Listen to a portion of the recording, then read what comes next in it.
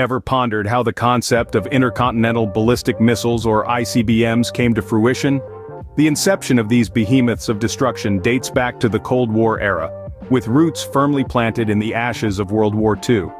The German V-2 rockets, the world's first long-range guided ballistic missiles, were the precursors to what would become a pivotal piece in the chess game of global warfare.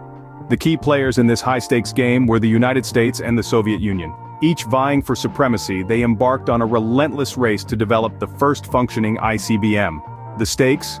The ability to deliver nuclear warheads to targets thousands of miles away. The Soviet Union scored the first victory in 1957 with the successful launch of the R-7, the world's first ICBM. Thus, the era of ICBMs was ushered in, forever changing the landscape of global warfare. From the primitive R-7 to the state-of-the-art models of today, how did ICBMs evolve? Let's take a journey through time, starting in the mid-20th century. The advent of ICBMs, or intercontinental ballistic missiles, marked a significant shift in military strategy. With the launch of the Soviet R-7, the first-ever ICBM, a new era of warfare was ushered in, yet the R-7 was just the beginning.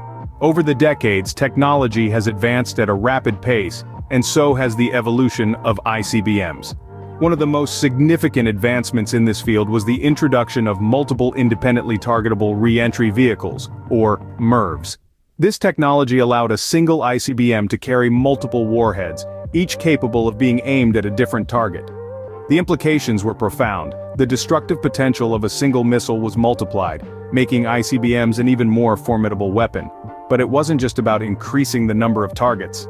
Range, precision, and payload capacity also saw substantial enhancements. ICBMs of today can travel thousands of miles, with pinpoint accuracy, and carry larger payloads than ever before. This combination of range, precision, and payload capacity has made ICBMs one of the most feared weapons in the world. The development of submarine-launched ballistic missiles, or SLBMs, added another layer of complexity. With the ability to launch missiles from underwater, military forces gained a strategic advantage: the element of surprise. Coupled with the mobility of submarines, this made it possible to position missiles closer to targets, further increasing their range and effectiveness. Further innovation led to the advent of mobile ICBM launch platforms. These platforms offer increased flexibility and resilience, making it harder for adversaries to preemptively strike missile sites. No longer confined to fixed silos, ICBMs can now be deployed from trucks, trains, and other mobile platforms, making them more difficult to detect and neutralize. With every passing decade, ICBMs have grown more potent, more precise, and more terrifying. The evolution and advancements in ICBM technology have truly transformed the landscape of modern warfare. In the present day, who are the key players in the ICBM arena, and what does the future hold? The global landscape of intercontinental ballistic missiles, or ICBMs, is dominated by a few key nations. The United States and Russia, both vestiges of the Cold War era, continue to have significant ICBM capabilities. Their arsenals are continually updated as part of ongoing modernization efforts, ensuring they remain at the forefront of this technology. China too has made strides in its ICBM program, developing missiles with increasing range and payload capacity.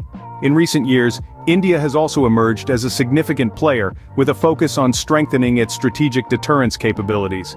North Korea, despite its isolation, has been persistent in its pursuit of ICBM technology, underscoring the role of these weapons in modern military strategies. But what does the future hold for ICBMs? As nations continue to advance their missile technologies, we see a new frontier opening up. The development of missile defense systems presents a significant challenge, potentially upending the balance of power. Moreover, the prospect of space-based weapons adds another layer of complexity to the ICBM landscape. These developments raise numerous questions about the future of ICBMs. How will nations adapt to these new technologies? How will they shape the strategies of tomorrow? And importantly, how will they impact the delicate balance of global security? In the chess game of global politics, ICBMs remain one of the most powerful pieces on the board. So, what have we learned about the formidable force that is the intercontinental ballistic missile? We've traced its birth during the chilling Cold War era, charted its evolution, and marked key advancements in technology. Today, we stand on the precipice of a modern ICBM landscape where the future holds untold possibilities. From the first R-7 to today's modern weapons, ICBMs have shaped and continue to shape the world as we know it. Until next time, keep pondering, keep questioning,